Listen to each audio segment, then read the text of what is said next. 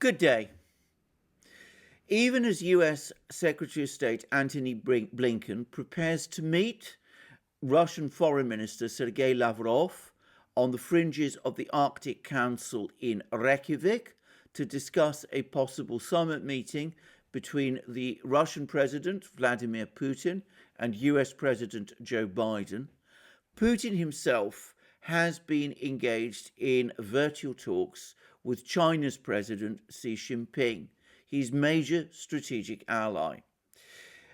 These talks also encompassed a ceremony held virtually to celebrate the start of work on 4 reactors that are being built in China with Russian technology and Russian technical assistance. These reactors, these nuclear reactors, are of the 3rd generation type, and they are apparently going to be the most advanced civilian nuclear reactors in the world, or so at least the Chinese and the Russians tell us. Given that the Russians and the Chinese are the only people who seem to be taking interest any longer in developing civilian nuclear power, I can well believe that. Regardless, this ceremony of the start of work on these reactors has received extensive coverage both in the Chinese and in the Russian media. And both Xi Jinping and Vladimir Putin made comments during the ceremony. Most of what they said was frankly rather cliched and ritualistic, as one would expect over the course of a ceremony like this, but nonetheless there were some interesting pointers related to what they said. Here, for example, are some rather interesting comments made by Xi Jinping. It is necessary to strive for innovative-based development and to strengthen scientific and technical cooperation in the nuclear sphere. Using the opportunities offered by China-Russia years of scientific, technical and innovative cooperation, it is important to focus on environmental protection in the nuclear sphere, nuclear medicine, nuclear fuel and advanced technologies, to strengthen cooperation in fundamental research, in the development of key technologies, and in the implementation of innovative products in the manufacturing processes, to promote the use of the latest digital technologies in the nuclear industry, and to make a sizable intellectual contribution to the innovation-driven development of the global nuclear sphere. It is necessary to expand strategic interaction that contributes to the coordinated development of the global energy management system. Well, that is a rather breathless paragraph, by the way, very typical of Xi Jinping's style, but it does give some insight into the extent of Chinese and Russian industrial interaction on nuclear technology. The Chinese are clearly seeking to enlist the Russians, who are the world leaders, the acknowledged world leaders in nuclear power engineering at the moment, in developing what will in effect be a joint nuclear energy complex covering a vast field of technologies, including nuclear medicine, nuclear fuel, and other advanced technologies. Putin had some certain things of his own to say, and of course, this is perhaps unsurprisingly a point where he went to some detail to discuss how important Russia's contribution, technological contribution, was to this joint project, and to take legitimate and obvious pride in that aspect of it. But perhaps more interestingly, he pointed to the political dimension of this work on this nuclear project.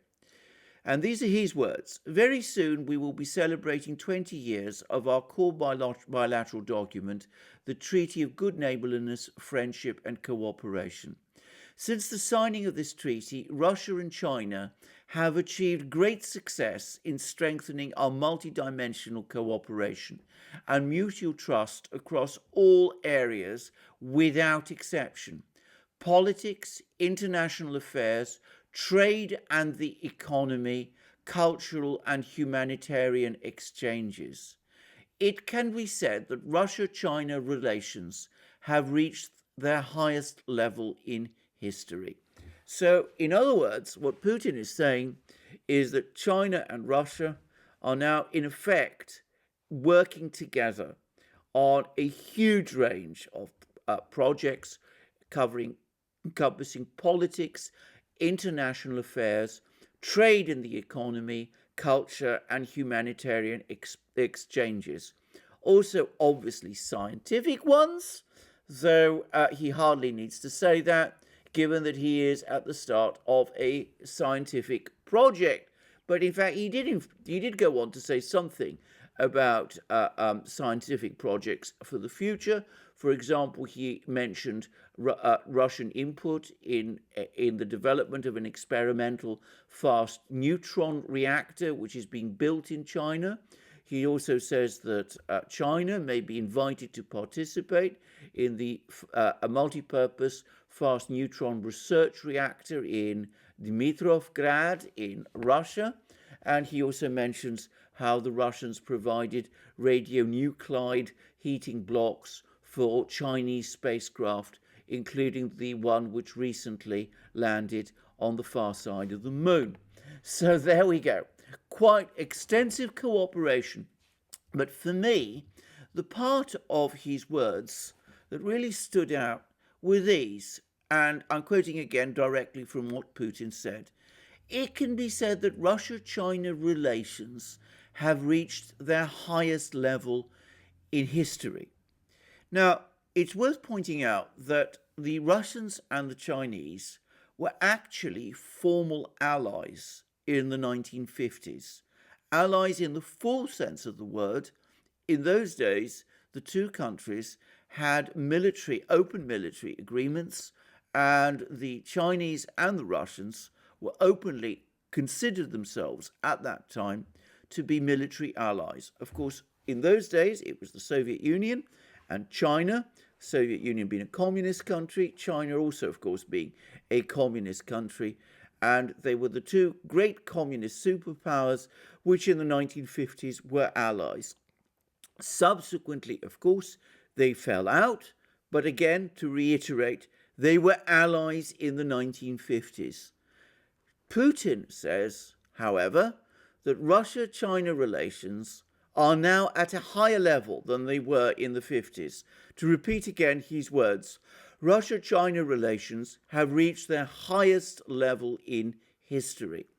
In other words, their relationship today has surpassed the level of the 1950s when they were formal allies. That all but confirms that which in fact everyone knows, which is that today they are actually allies. Moreover, their alliance is far deeper, far stronger, covers far more areas than it did in the 1950s. By the way, that is indisputably true. And I would add that it is not soured in the way that it was in the 1950s by the ideological disagreements which existed at that time, which today are entirely meaningless and are wholly irrelevant to their relations. I mentioned this because, of course, there is still a remarkable amount of denial about this topic in the West. There is still a great tendency to pretend that Russian-Chinese relations are not all that they seem, and that the two countries are somehow still, if not exactly enemies, at any rate rivals.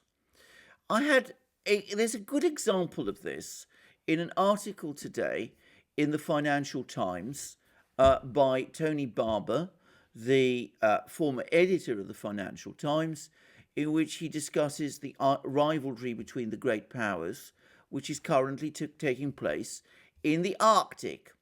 And he suggests that, in fact, there are growing suspicions between the Chinese and the Russians over what is happening in the Arctic, and that the two again are in some way rivals. I'm going to quote some of the words in Tony Barber's article. China's interest in developing a polar Silk Road, that refers to the Northern Sea route, has waned somewhat as Beijing has focused on the obstacles to profitable investment.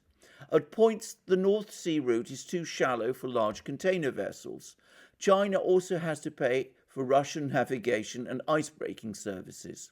Some experts in Moscow are sounding the alarm about letting China expand its influence in the Arctic, as it has already done in the Russian Far East. For the Kremlin, the difficulty is that Arctic development appears essential for Russia's economic future. But bad relations with the West risk making Moscow over-reliant on Beijing's help. I have to say, I find these kind of comments completely delusional and entirely unrelated to actual events. There are some links in those paragraphs which Tony Barber has provided. Some are to articles written by obscure Russian publications I've never heard of, and by Russian commentators I know absolutely nothing of, which do express some skepticism about Russia. And there's also a long piece by a Chinese scholar, which seems actually quite old and out of date, which also makes some critical points about Russia's Northern Sea route. But in reality, these comments are in no way indicative of the reality of growing Chinese interest in developing the Northern Sea route, growing Chinese interest and involvement in developing, alongside Russia, the enormous material and mineral riches of the Arctic, and Russian desire and enthusiasm to involve the Chinese in these projects. After all, why wouldn't the Russians want the Chinese there? And why wouldn't the Chinese want to be there? This is an obvious complementary project which they would want to see carried through together. The point to understand about Arctic development and development of the Northern Sea route is that it is still in its initial stages. So obviously, if you're looking at infrastructure developments and building of ports and all the rest, we are still in the initial stages, as we are with the level of transit fleets that actually pass through there. But in 10, 20 years, it could be very different. Certainly, the indications, the trajectory strongly suggests so. I remember how only a few years ago, when the Russians first announced back at the St. Petersburg International Economic Forum in 2014, when I was actually physically present, that there were going to be giant pipelines built from Siberia to China to ferry natural gas there. All sorts of wise and clever and supposedly well-informed people assured us that they would never happen, that the pipelines would be too expensive, that the profits would be too small, that the Chinese were not really interested, and the Russians wouldn't be able to build them. Well, one of those pipelines, the Power of Siberia pipeline, is now operating. Natural gas is flowing to China.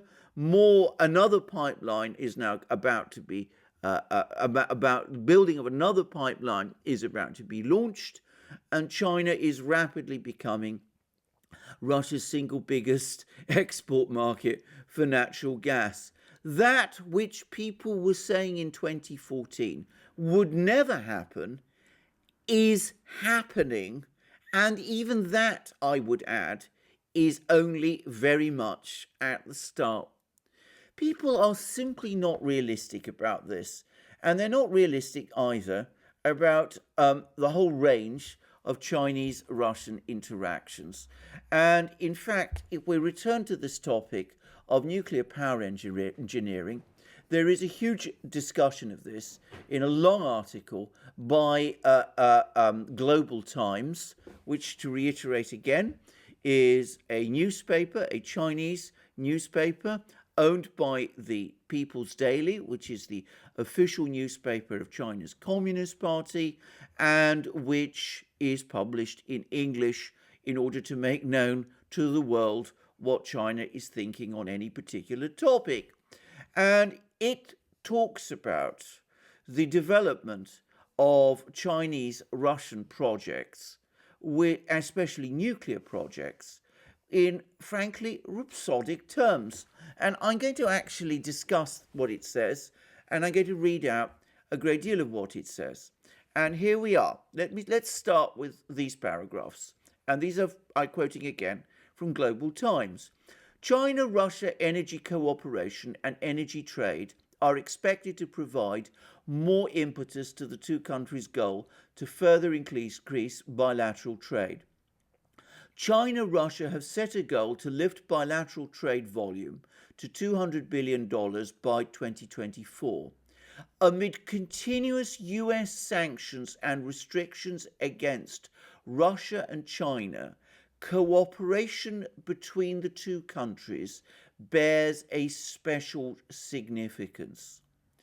China-Russia nuclear cooperation has great political and strategic significance. It's even more strategic than military cooperation. Yang Xin, an expert at the Institute of Russian, East European and Central Asian Studies at the Chinese Academy of Social Sciences, told Global Times. In the past, China has also engaged in nuclear cooperation with some Western countries, including the US, Britain and France. But due to geographical limitations and changing attitudes towards China caused by political power transitions in the West, cooperation projects with Western countries are not sustainable and have great uncertainties. China-Russia nuclear cooperation is far more sustainable and stable because of the political stability and consistency within the two countries, so the cooperation level and mutual trust between Beijing and Moscow is much better in this field than is their ties with the West. In terms of nuclear technology and the capacity to use nuclear energy peacefully, China and Russia are complementary and have unique advantages and higher reliability than other countries in this field. And then Global Times quotes another Chinese expert, Li Xin, an expert in Eurasian studies at Shanghai University of Political Science and Law, and he says, Russia has some of the world's best technology and China could tap it to replace US technology, given the latter's escalating crackdowns and restrictions in recent years. For Russia, China has funds and some technologies to offer. China's advantages lie in space technology and the digital economy, particularly e-commerce. In recent years, bilateral cooperation has achieved big strides in natural gas trade, Arctic liquefied natural gas projects, 5G, cloud services, and smart transportation. Trade between China and Russia returned to positive growth in the first 4 months of this year, despite the negative effect of the pandemic, with January to April trade reaching $40 billion, a year-on-year increase of 19.8%. In addition to energy and resources, trade in Russian agricultural products, food, poultry, and beef witnessed huge growth in 2020. The restrictions launched by the US and its allies against China and Russia were doomed to fail. China and Russia will achieve more developments with or without Western participation. And I think that is a far more realistic assessment of the situation. We are at the start of something enormous. The Chinese and the Russians are developing their economies in complementary ways towards each other. They're developing cooperation at all levels. At the moment, this is in big projects like Arctic liquefied natural gas, where an acquaintance of mine, by the way, is working on that project at the moment. It's one of the biggest liquefied natural gas fields in the world. The US tried to stop it through sanctions. The Chinese stepped in, provided some of the funding. The Russian state and Sberbank, the big Russian bank, provided funding also. And most of that gas, which had originally, by the way, been intended to be shipped to the United States, is now going to go to China. So Arctic liquefied natural gas, 5G, nuclear power engineering, that sort of thing. And before very long, we're also going to find smaller companies and businesses begin to follow where the big companies and the big players have started. Already, to my knowledge, that's beginning to happen. When I was in Shanghai in 2017, I stumbled upon a Russian business delegation that was trying to sell fish food products to China at that time. Some of the mutual work that is being done, we don't even know about because it is secret. For example, it is known that the Chinese are interested in Russian radar and radio electronic products, and they've also apparently been investigating Russian production of silicon chips, of microprocessors, which the Russians began in earnest some years ago. A big topic which I'm going to come to in another video. So all of this is going on an enormous scale. And I think when people like Tony Barber in the West deny it, they are being, frankly, delusional and are engaging in wishful thinking. Now, where is all this going to go? Well, first of all, I don't think in and of itself this is something to be especially worried about. The Chinese and the Russians trade together. If the Northern Sea route becomes a trade route for Chinese goods to reach Europe, well, I can't see why that is something to be concerned for. If China and Russia become richer countries, if the material living standards of the peoples of those countries rise, well, surely that is a good thing. The thing for the West to do, the thing, by the way, for the United States to do, is not to try to deny that this process is going on, nor is it to try to create problems between the Chinese and the Russians, when, as the Global Times article said, it is US pressure that has forced them to come together even faster than they would probably have done. It is for the United States and its companies to actually participate in this process and to benefit from it. I can remember not so long ago how US energy companies, especially Exxon, were enthusiastic about working with the Russians in development of Russian natural gas and oil projects, especially in the Arctic. Sanctions came along, and it was all brought to a stop, and instead it's the Chinese who are benefiting as the Russians plow on with these projects regardless.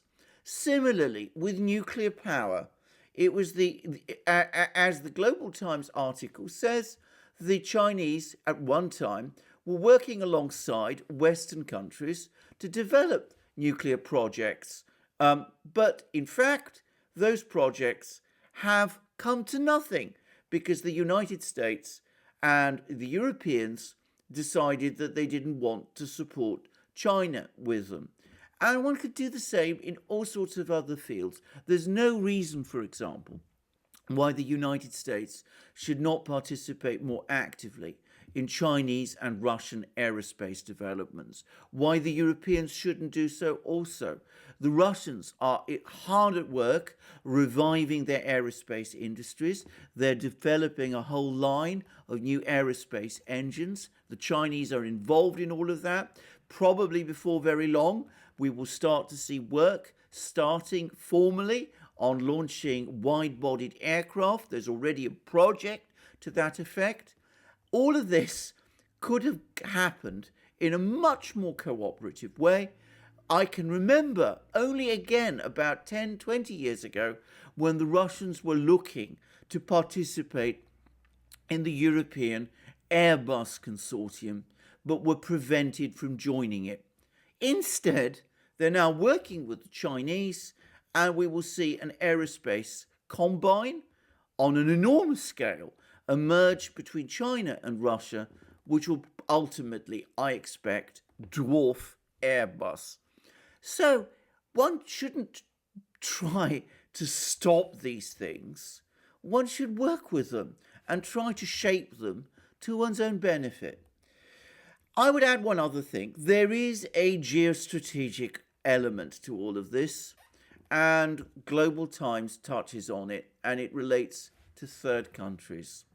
And I'm just going to read the very last paragraph in the Global Times article, which says the following. Many sensitive and long-standing nuclear issues, like those pertaining to Iran and North Korea, are related to the peaceful use of nuclear power.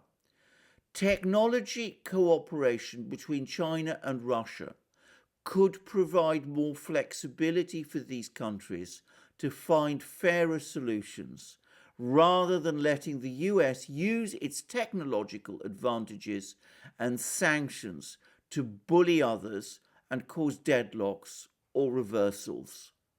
What that refers to is the fact that the United States at one time promised North Korea pressurized water reactors in return for North Korea abandoning its nuclear weapons program, but then reneged on that commitment. And Western countries were also at one time keen to assist Iran in developing its nuclear power industry, and of course that didn't happen. What Global Times is saying is that the monopoly the US and the West had in these sort of technologies is now going, or indeed to all intents and purposes gone, and countries like North Korea and Iran, if they want to develop their nuclear power industries, can do so by coming to the Chinese and the Russians instead. Moreover, I firmly predict that that is precisely what countries like that are increasingly going to do. So, cooperate, don't confront, work together, build a richer, happier, safer world. I'm not suggesting that we give away in the West all our trade protections and advantages. I think that the decisions made back 20 years ago, when the United States threw open its markets to Chinese goods, were at that time perhaps correct, but they certainly went too far, and they've had very bad results on US domestic industries. I think it is entirely proper and appropriate for the United States to take steps to protect its domestic producers from Chinese competition. But that does not exclude cooperation, and I think that is a far better strategy and policy for the United States and the West to follow than this foolish policy of confrontation and sanctions, which is not slowing the Russian-Chinese juggernaut down. It is just simply giving it more fuel and more reason for existence, and is guaranteeing that when it does emerge in full force, probably in a decade or so, it will do so in rivalry to the West. Thank you very much for joining me for this program.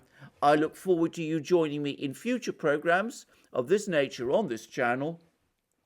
Please also remember to check out our main channel, The Duran, where I do programs with my colleague and friend Alex Christoforou. Please also check out Alex's own channel. You'll find links under this video. Please check us out on our other platforms, BitChute, Odyssey, SuperU, and Locals. And also remember to support us to the extent that you feel able and you can via Patreon, PayPal, and Subscribestar. Also go to our Discord server, check out our shop, the wonderful things you will find there, our famous magic mugs, our hats, our hoodies, our sweatshirts, and our famous t-shirts. And please also, if you like this video, press the like button, and don't forget to check your subscription to this channel, since all sorts of strange things are happening to the subscription rate. Thank you very much for joining me for this program, and I look forward to you joining me in future programs, and have a wonderful day until then.